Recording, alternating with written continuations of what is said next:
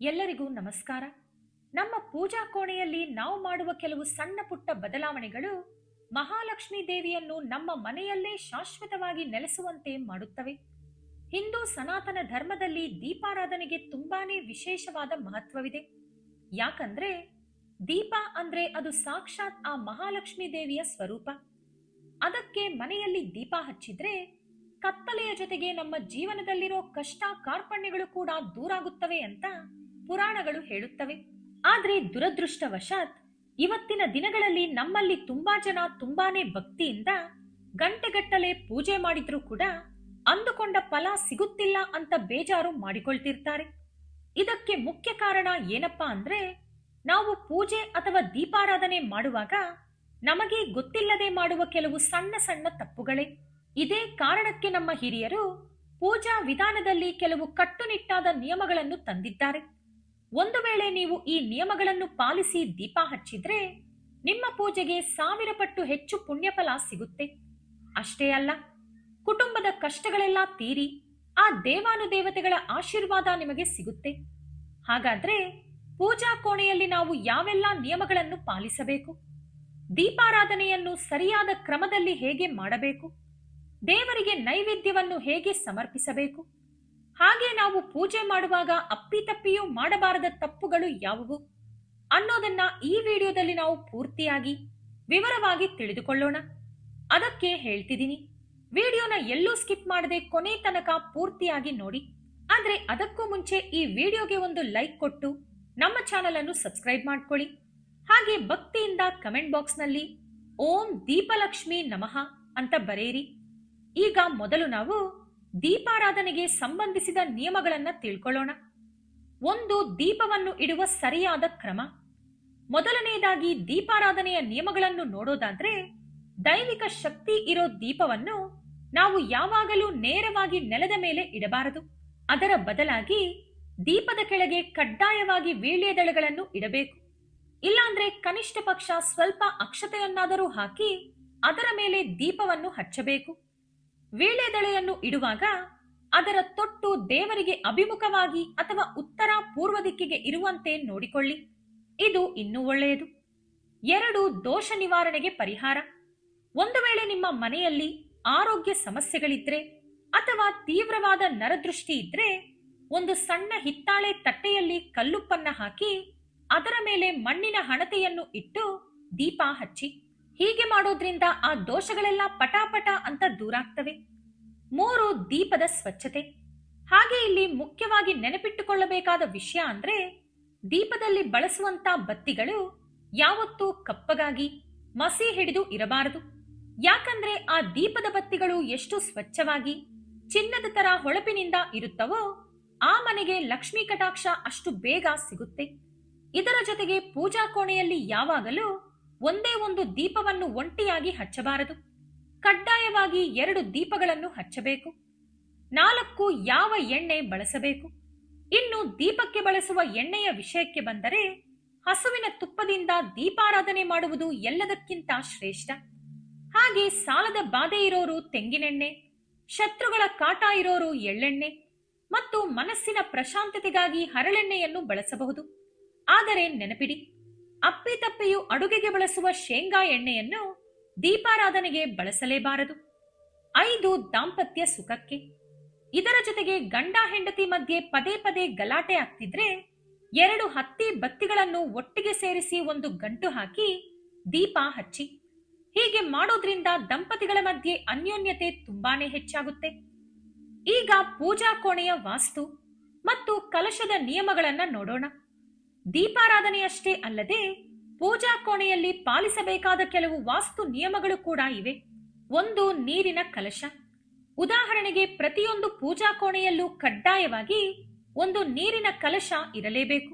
ಅದಕ್ಕಾಗಿ ಒಂದು ತಾಮ್ರದ ಬಿಂದಿಗೆ ಅಥವಾ ಚೊಂಬಿನ ತುಂಬ ಯೋಗಕ್ಷೇಮದ ನೀರನ್ನು ಹಾಕಿ ಅದರಲ್ಲಿ 1 ರೂಪಾಯಿಯ ನಾಣ್ಯವನ್ನು ಹಾಕಿಟ್ಟರೆ ಲಕ್ಷ್ಮೀದೇವಿ ಅಲ್ಲಿ ಸ್ಥಿರವಾಗಿ ನೆಲೆಸುತ್ತಾಳೆ. ಒಂದು ವೇಳೆ ನಿಮಗೆ ಆರ್ಥಿಕ ಸಂಕಷ್ಟಗಳು, ಸಾಲದ ಬಾಧಗಳು ಹೆಚ್ಚಾಗಿದ್ರೆ ಆ ನೀರಿಗೆ ಸ್ವಲ್ಪ ಪಚ್ಚ ಕರ್ಪೂರ ಮತ್ತು 2 ಲವಂಗಗಳನ್ನು ಹಾಕಿ. ಆದ್ರೆ ನೆನಪಿಡಿ, ಪ್ರತಿದಿನ ಬೆಳಿಗ್ಗೆ ಆ ಹಳೆ ನೀರನ್ನು ಬದಲಾಯಿಸಿ ಹೊಸ ನೀರನ್ನು ತುಂಬಿಸಬೇಕು. ಹೀಗೆ ಮಾಡ್ತಾ ಬಂದ್ರೆ ಸಾಲದ ಬಾಧೆಗಳು ಬೇಗನೆ ತೀರುತ್ತವೆ. 2 ಪವಿತ್ರ ಶಂಖ.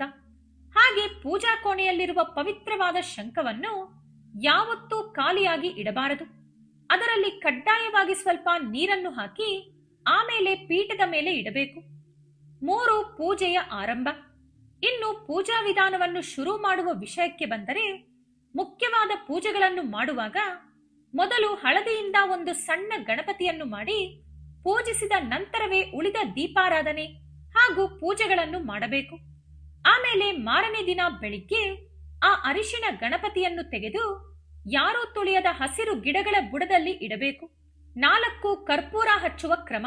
ಇವೆಲ್ಲಕ್ಕಿಂತ ಮುಖ್ಯವಾಗಿ ದೇವರಿಗೆ ಆರತಿ ಕೊಡುವಾಗ ತುಂಬಾ ಜನರು ಕರ್ಪೂರವನ್ನು ನೇರವಾಗಿ ಬೆಂಕಿ ಕಡ್ಡಿಯಿಂದ ಹಚ್ಚುತ್ತಾರೆ. ಹಾಗೆ ಮಾಡಲೇಬಾರದು. ಬೆಳಗುತ್ತಿರುವ ಏಕಾರತಿ ಅಥವಾ ಅಗರಬತ್ತಿಯಿಂದ ಮಾತ್ರ ಕರ್ಪೂರವನ್ನು ಹಚ್ಚಬೇಕು. ಈಗ ಪುಷ್ಪ ಮತ್ತು ನೈವೇದ್ಯದ ನಿಯಮಗಳನ್ನು ನೋಡೋಣ. ದೇವರಿಗೆ ಸಮರ್ಪಿಸುವ ನೈವೇದ್ಯ ಮತ್ತು ಹೂವುಗಳ ವಿಷಯದಲ್ಲಿ ನಾವು ಇನ್ನೂ ಹೆಚ್ಚಿನ ಗಮನ ಹರಿಸಬೇಕು. 1 ಹೂವುಗಳ ನಿಯಮ. ಮೊದಲನೇದಾಗಿ ಸ್ನಾನ ಮಾಡದೆ ಅಪವಿತ್ರವಾಗಿರುವಾಗ ಹೂವುಗಳನ್ನು ಕೀಳಬಾರದು. ಹಾಗೆ ತುಂಬಾ ಜನ ಮಾಡುವ ದೊಡ್ಡ ತಪ್ಪು ಅಂದ್ರೆ ಮಾರ್ಕೆಟ್ನಿಂದ ತಂದ ಹೂವುಗಳನ್ನು ನೀರಿನಲ್ಲಿ ತೊಳೆಯುವುದು. ದೇವರಿಗೆ ಇಡುವ ಹೂವುಗಳನ್ನು ಯಾವತ್ತೂ ತೊಳೆಯಲೇಬಾರದು. ಅಷ್ಟೇ ಅಲ್ಲ, ವಾಸನೆ ನೋಡಿದ ಹೂವುಗಳನ್ನು ಪೂಜೆಗೆ ಬಳಸಲೇಬಾರದು. 2 ವಿಷ್ಣು ಪೂಜೆಗೆ ತುಳಸಿ.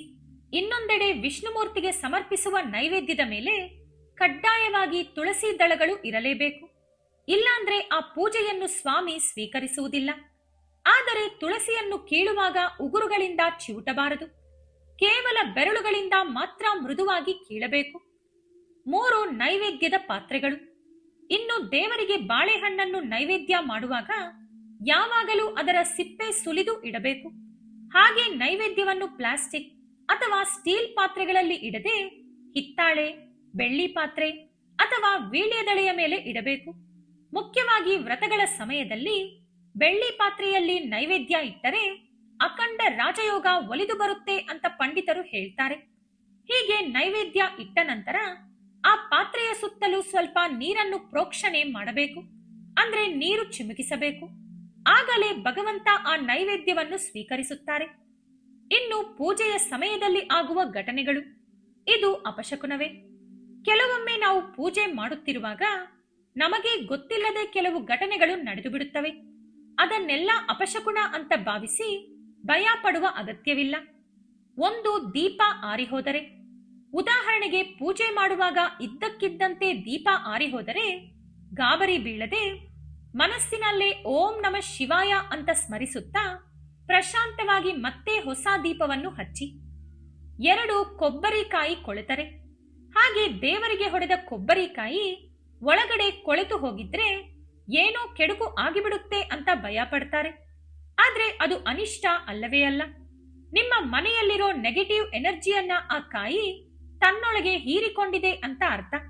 ಹಾಗಾಗಿ ತಕ್ಷಣ ಅದನ್ನು ಹೊರಗೆ ಬಿಸಾಕಿ ಕೈಕಾಲು ತೊಳೆದುಕೊಂಡು ಬಂದು ಹೊಸ ಕಾಯಿಯನ್ನು ಹೊಡೆಯಿರಿ. 3 ಕುಂಕುಮದ ಭರಣಿ ಕೆಳಗೆ ಬಿದ್ದರೆ. ಇದೇ ರೀತಿ ಕುಂಕುಮದ ಭರಣಿ ಕೈತಪ್ಪಿ ಕೆಳಗೆ ಬಿದ್ದರೆ ತಕ್ಷಣ ಓಂ ಶ್ರೀ ಮಹಾಲಕ್ಷ್ಮೇ ನಮಃ ಅಂದುಕೊಳ್ಳುತ್ತಾ ಅದನ್ನು ಎತ್ತಿ ಯಾರೂ ತುಳಿಯದ ಜಾಗದಲ್ಲಿ ಅಥವಾ ತುಳಸಿ ಕಟ್ಟೆಯೊಳಗೆ ಹಾಕಿ. 4 ಅಗರಬತ್ತಿಯ ನಿಯಮ. ಅಷ್ಟೇ ಅಲ್ಲದೆ ದೇವರ ಮುಂದೆ ಯಾವಾಗಲೂ 3 ಅಥವಾ 5 ಅಗರಬತ್ತಿಗಳನ್ನು ಮಾತ್ರ ಹಚ್ಚಬೇಕು. ಆದರೆ ಇಲ್ಲಿ ಮುಖ್ಯವಾದ ವಿಷಯ ಏನಪ್ಪಾ ಅಂದ್ರೆ ಆ ಅಗರಬತ್ತಿಯಿಂದ ಉದುರುವ ಬೂದಿ ದೇವರ ಫೋಟೋಗಳು ಅಥವಾ ವಿಗ್ರಹಗಳ ಮೇಲೆ ಬೀಳದಂತೆ ನೋಡಿಕೊಳ್ಳಬೇಕು. ಇದಕ್ಕಾಗಿ ಅಗರಬತ್ತಿ ಸ್ಟ್ಯಾಂಡ್ ಕೆಳಗೆ ಒಂದು ಸಣ್ಣ ತಟ್ಟೆಯನ್ನು ಇಟ್ಟರೆ ಬೂದಿ ಎಲ್ಲೂ ಹರಡುವುದಿಲ್ಲ. 5 ಸೀನುವಿಕೆ. ಕೊನೆಯದಾಗಿ ಪೂಜೆ ಮಾಡುವಾಗ ಹಠಾತ್ತಾಗಿ ಸೀನು ಬಂದರೆ ಪೂಜೆಯನ್ನು ಅಲ್ಲೇ ನಿಲ್ಲಿಸಿ ತಕ್ಷಣ ಹೋಗಿ ಕೈಕಾಲು ಮುಖ ತೊಳೆದುಕೊಂಡು ಬಂದು ಮತ್ತೊಮ್ಮೆ ಆಚಮನ ಮಾಡಿ ಪೂಜೆಯನ್ನು ಮುಂದುವರಿಸಬೇಕು. ಈಗ ಫೋಟೋಗಳ ದಿಕ್ಕು ಮತ್ತು ಪೂಜಾ ಕೋಣೆಯ ಅಂದದ ಬಗ್ಗೆ ಮಾತಾಡೋಣ. ಪೂಜಾ ಕೋಣೆಯ ವಾಸ್ತು ವಿಷಯಕ್ಕೆ ಬಂದರೆ ಅಲಂಕಾರ ಎಷ್ಟು ಮುಖ್ಯವೋ ದಿಕ್ಕುಗಳು ಕೂಡ ಅಷ್ಟೇ ಮುಖ್ಯವಾಗುತ್ತವೆ. 1 ಫೋಟೋಗಳ ದಿಕ್ಕು. ದೇವರ ಫೋಟೋಗಳು ಯಾವತ್ತೂ ದಕ್ಷಿಣ ಮುಖವಾಗಿ ಇರಬಾರದು. ಅವು ಪೂರ್ವ ಅಥವಾ ಪಶ್ಚಿಮ ದಿಕ್ಕನ್ನು ನೋಡುತ್ತಿದ್ದರೆ ತುಂಬಾನೇ ಒಳ್ಳೆಯದು. ಹಾಗೆ ವಿಘ್ನ ನಿವಾರಕ ಗಣೇಶ, ಲಕ್ಷ್ಮೀದೇವಿ ಮತ್ತು ಸರಸ್ವತಿ ದೇವಿಯನ್ನು ಒಂದೇ ಪೀಠದ ಮೇಲೆ ಇಟ್ಟು ಪೂಜಿಸಿದರೆ ಮಕ್ಕಳಿಗೆ ಒಳ್ಳೆಯ ವಿದ್ಯಾಬುದ್ಧಿ ಸಿಗುವುದರ ಜೊತೆಗೆ ಕುಟುಂಬಕ್ಕೆ ಅಷ್ಟೈಶ್ವರ್ಯಗಳು ಸಿಗುತ್ತವೆ. 2 ವಿಗ್ರಹಗಳನ್ನು ಇಡುವ ಕ್ರಮ. ಆದರೆ ನೆನಪಿಟ್ಟುಕೊಳ್ಳಿ, ದೇವರ ವಿಗ್ರಹಗಳು ಒಂದಕ್ಕೊಂದು ಎದುರು ಬದುರಾಗಿ ಇರುವಂತೆ ಅಥವಾ ಬಾಗಿಲಿನ ಹಿಂದೆ ಅಡಗಿಸಿಟ್ಟ ಹಾಗೆ ಅಪ್ಪಿತಪ್ಪಿಯೂ ಇಡಬಾರದು. ಹಾಗಿದ್ದರೆ ಮನೆಯಲ್ಲಿ ಪದೇ ಪದೇ ಗಲಾಟೆಗಳು ಆಗುತ್ತವೆ. ಇದರ ಜೊತೆಗೆ ಭಿನ್ನವಾಗಿರುವ ವಿಗ್ರಹಗಳು, ಗ್ಲಾಸ್ ಒಡೆದಿರುವ ಫೋಟೋಗಳು ಅಥವಾ ಉಗ್ರ ರೂಪದಲ್ಲಿರುವ ಕಾಳಿಕಾದೇವಿ, ಉಗ್ರ ನರಸಿಂಹಸ್ವಾಮಿಯ ಫೋಟೋಗಳನ್ನು ಗೃಹಸ್ಥರು ಮನೆಯಲ್ಲಿಟ್ಟು ಪೂಜಿಸಬಾರದು. 3 ಬೆಳಕಿನ ವ್ಯವಸ್ಥೆ. ಇನ್ನು ನಿಮ್ಮ ಪೂಜಾ ಕೋಣೆಯನ್ನು ಯಾವತ್ತೂ ಕತ್ತಲಾಗಿ ಇಡಬೇಡಿ. ರಾತ್ರಿ ವೇಳೆಯಲ್ಲೂ ಅಲ್ಲಿ ಬೆಳಕಿರುವಂತೆ ಒಂದು ಸಣ್ಣ 0 ಬಲ್ಬ್ ಹಾಕಿಡಿ. 4 ಏಕಾಕ್ಷಿ ತೆಂಗಿನಕಾಯಿ. ಅದೇ ರೀತಿ ನಿಮ್ಮ ಪೂಜಾ ಕೋಣೆಯಲ್ಲಿ ಏನಾದರೂ ಅಪರೂಪದ ಏಕಾಕ್ಷಿ ತೆಂಗಿನಕಾಯಿ ಅಂದ್ರೆ ಒಂದೇ ಕಣ್ಣಿರುವ ತೆಂಗಿನಕಾಯಿ ಇದ್ದರೆ ಸಾಕ್ಷಾತ್ ಮಹಾಲಕ್ಷ್ಮಿ ನಿಮ್ಮ ಮನೆಯಲ್ಲಿ ಸ್ಥಿರವಾಗಿ ನೆಲೆಸುತ್ತಾಳೆ. ಹಾಗಾಗಿ ಅದನ್ನು ಹೇಗಾದರೂ ಮಾಡಿ ಸಂಪಾದಿಸಿ ಪೂಜಾ ಕೋಣೆಯಲ್ಲಿ ಇಟ್ಟುಕೊಳ್ಳಲು ಪ್ರಯತ್ನಿಸಿ. ಈಗ ಪೂಜೆ ಮುಕ್ತಾಯದ ನಂತರದ ನಿಯಮಗಳನ್ನು ನೋಡೋಣ. ಪೂಜೆ ಮುಗಿಯುವ ಸಮಯದಲ್ಲೂ ಕೂಡ ನಾವು ಕೆಲವು ಕಟ್ಟುನಿಟ್ಟಾದ ನಿಯಮಗಳನ್ನು ಪಾಲಿಸಬೇಕು. 1 ಧೂಪ ಮತ್ತು ಗಂಟೆ. ಮುಖ್ಯವಾಗಿ ದೇವರಿಗೆ ಸಾಂಬ್ರಾಣಿ ಧೂಪ ಹಾಕುವಾಗ ಕಡ್ಡಾಯವಾಗಿ ಗಂಟೆಯನ್ನು ಬಾರಿಸಬೇಕು. ಇಲ್ಲಾಂದ್ರೆ ಆ ಧೂಪ ದೇವರಿಗೆ ತಲುಪುವುದಿಲ್ಲ ಅಂತ ಶಾಸ್ತ್ರಗಳು ಹೇಳುತ್ತವೆ. 2 ಕೊಬ್ಬರಿ ಚಿಪ್ಪುಗಳು. ಹಾಗೆ ದೇವರಿಗೆ ಹೊಡೆದ ಕೊಬ್ಬರಿ ಚಿಪ್ಪುಗಳನ್ನು ಪೂಜಾ ಕೋಣೆಯಲ್ಲಿ ಜಾಸ್ತಿ ಸಮಯ ಬಿಡದೆ ತಕ್ಷಣವೇ ಅಲ್ಲಿಂದ ತೆಗೆಯಬೇಕು. ಇಲ್ಲದಿದ್ದರೆ ಅವು ನೆಗೆಟಿವ್ ಎನರ್ಜಿಯನ್ನು ಆಕರ್ಷಿಸುತ್ತವೆ. 3 ಕಲಶದ ಅಕ್ಕಿ ಮತ್ತು ನೀರು. ಇನ್ನು ವ್ರತಗಳನ್ನು ಮಾಡಿದಾಗ ಕಲಶದ ಕೆಳಗೆ ಇಟ್ಟಿದ್ದ ಅಕ್ಕಿಯನ್ನು ನಾವು ನಿತ್ಯ ಬಳಸುವ ಅನ್ನದ ಅಕ್ಕಿಯ ಜೊತೆಗೆ ಸೇರಿಸಿ ಬೇಯಿಸಿ ತಿಂದರೆ ಆಯುರಾರೋಗ್ಯ ಅಷ್ಟೈಶ್ವರ್ಯಗಳು ಸಿಗುತ್ತವೆ. ಹಾಗೆ ಕಲಶದಲ್ಲಿರುವ ನೀರನ್ನು ಇಡೀ ಮನೆಗೆ ಪ್ರೋಕ್ಷಣೆ ಮಾಡಿ ಉಳಿದ ನೀರನ್ನು ತುಳಸಿ ಗಿಡದ ಬುಡಕ್ಕೆ ಹಾಕಿದರೆ ಇಡೀ ಮನೆ ದೈವಿಕ ಶಕ್ತಿಯಿಂದ ತುಂಬಿ ಹೋಗುತ್ತದೆ. 4 ಉಳಿದ ಬತ್ತಿಗಳ ಮರುಬಳಕೆ. ಅದೇ ರೀತಿ ದೀಪದ ಬತ್ತಿಗಳು ಪೂರ್ತಿಯಾಗಿ ಉರಿಯದೆ ಅರ್ಧಕ್ಕೆ ಆರಿ ಹೋದರೆ ಅದನ್ನು ಬಿಸಾಡಬೇಡಿ. ಆ ಬತ್ತಿಗಳನ್ನು ಒಟ್ಟುಗೂಡಿಸಿ ಅದಕ್ಕೆ ಸ್ವಲ್ಪ ಸಾಂಬ್ರಾಣಿ ಪುಡಿ, ಪಚ್ಚ ಕರ್ಪೂರ ಹಾಕಿ ಕೆಂಡದ ಮೇಲೆ ಹಾಕಿ ಆ ಹೊಗೆಯನ್ನು ಇಡೀ ಮನೆಗೆ ತೋರಿಸಿ. ಹೀಗೆ ಮಾಡಿದರೆ ಮನೆಗಿರೋ ದೃಷ್ಟಿದೋಷವೆಲ್ಲ ಮಾಯವಾಗಿಬಿಡುತ್ತೆ. 5 ಹೊಸಿಲಿಗೆ ಕುಂಕುಮ. ಇನ್ನು ಪೂಜೆಯೆಲ್ಲ ಮುಗಿದ ಮೇಲೆ ಹೊಸ್ತಿಲಿಗೆ ಕುಂಕುಮ ಇಡುವಾಗ ಬೆರಳುಗಳಿಂದ ನೇರವಾಗಿ ಇಡದೆ ಒಂದು ಕೈಯಲ್ಲಿ ಕುಂಕುಮದ ಭರಣಿಯನ್ನು ಹಿಡಿದುಕೊಂಡು ಇನ್ನೊಂದು ಕೈಯಿಂದ ಮಾತ್ರ ಬೊಟ್ಟು ಇಡಬೇಕು. ಹೀಗೆ ಮಾಡಿದರೆ ವಿಶೇಷವಾದ ಐಶ್ವರ್ಯ ಪ್ರಾಪ್ತಿಯಾಗುತ್ತೆ. 6 ಆರತಿ ಮತ್ತು ಪ್ರಸಾದ ಸ್ವೀಕಾರ. ಹಾಗೆ ಆರತಿ ತೆಗೆದುಕೊಳ್ಳುವಾಗ ಭಕ್ತಿಯಿಂದ ಕಣ್ಣುಗಳಿಗೆ ಒತ್ತಿಕೊಂಡು ತಲೆಗೆ ಸವರಿಕೊಂಡರೆ ದೇವರ ಪಾಸಿಟಿವ್ ಎನರ್ಜಿ ನಮ್ಮ ದೇಹವನ್ನು ಪ್ರವೇಶಿಸುತ್ತೆ. ಇಲ್ಲಿ ಮುಖ್ಯವಾಗಿ ನೆನಪಿಡಬೇಕಾದ ವಿಷಯ ಏನಂದ್ರೆ ದೇವರ ಪ್ರಸಾದವನ್ನು ಯಾವಾಗಲೂ ಬಲಗೈಯಿಂದಲೇ ಸ್ವೀಕರಿಸಬೇಕು. ಅಪ್ಪಿತಪ್ಪಿಯು ಎಡಗೈಯಿಂದ ತಗೊಂಡ್ರೆ ನಾವು ಮಾಡಿದ ಪುಣ್ಯವೆಲ್ಲ ಹೊರಟು ಹೋಗುತ್ತೆ. 7 ಪೂಜೆಯ ಸಮರ್ಪಣೆ. ಇನ್ನು ಪೂಜೆ ಮುಗಿದ ಮೇಲೆ ಬಲ ಅಂಗೈಯಲ್ಲಿ ಸ್ವಲ್ಪ ನೀರನ್ನು ತಗೊಂಡು ದೇವರ ಮುಂದೆ ಬಿಡುತ್ತಾ ಕೃಷ್ಣಾರ್ಪಣ ಮಸ್ತು ಅಂತ ಭಕ್ತಿಯಿಂದ ಹೇಳಬೇಕು. ಅದೇ ರೀತಿ ಪೂಜಾ ಕೋಣೆಯಿಂದ ಹೊರಗೆ ಬರುವಾಗ ದೇವರಿಗೆ ಬೆನ್ನು ತೋರಿಸದೆ 2 ಹೆಜ್ಜೆ ಹಿಂದಕ್ಕೆ ಇಟ್ಟು ಆಮೇಲೆ ಬರಬೇಕು. ಕೊನೆಯದಾಗಿ ಒಂದು ಮಾತು. ಮನೆಯಲ್ಲಿ ಪದೇ ಪದೇ ಜಗಳಗಳು ಆಗ್ತಿದ್ರೆ ಬೆಳಗ್ಗೆ ಮತ್ತು ಸಾಯಂಕಾಲ ಸಾಂಬ್ರಾಣಿ ಧೂಪವನ್ನು ಹಾಕಿ. ಇದರಿಂದ ನೆಗೆಟಿವ್ ಎನರ್ಜಿ ದೂರವಾಗಿ ಮನಸ್ಸಿಗೆ ಪ್ರಶಾಂತತೆ ಸಿಗುತ್ತೆ. ನಮ್ಮ ದೈನಂದಿನ ಜೀವನದಲ್ಲಿ ಇಂತಹ ಸಣ್ಣ ಸಣ್ಣ ನಿಯಮಗಳನ್ನು ಪಾಲಿಸಿದರೆ ನಾವು ಮಾಡುವ ಪೂಜೆಗೆ ಖಂಡಿತ ಸರಿಯಾದ ಫಲ ಸಿಗುತ್ತೆ. ಈ ವಿಡಿಯೋ ನಿಮಗೆ ಇಷ್ಟ ಆಗಿದ್ರೆ ಲೈಕ್ ಮಾಡಿ, ಶೇರ್ ಮಾಡಿ. ಹಾಗೆ ನಮ್ಮ ಚಾನೆಲ್ ಅನ್ನು ಸಬ್ಸ್ಕ್ರೈಬ್ ಮಾಡಿಕೊಂಡು ಬೆಲ್ ಐಕಾನ್ ಕ್ಲಿಕ್ ಮಾಡಿ. ಧನ್ಯವಾದಗಳು.